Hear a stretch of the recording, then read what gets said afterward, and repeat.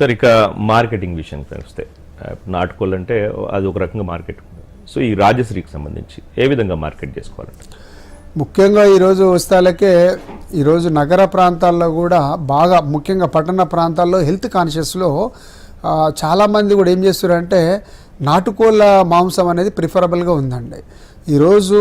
ఎందుకనంటే ఇంతకుముందు మనం చెప్పుకున్నట్టు ఎప్పటి నుంచో కూడా అనాదిగా వచ్చేసి మన మానవ నాగరికతలో ఒక జీవన విధానంలో ఒక భాగమైపోయేసేసి నాటుకోడి అనేది ఎప్పుడు కూడా డిమాండ్ ఉందండి.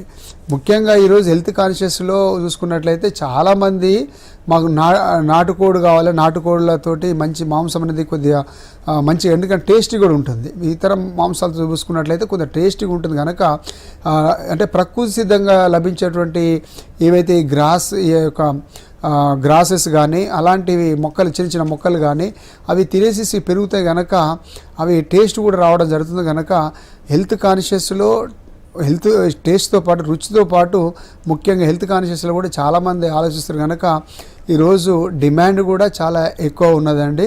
సో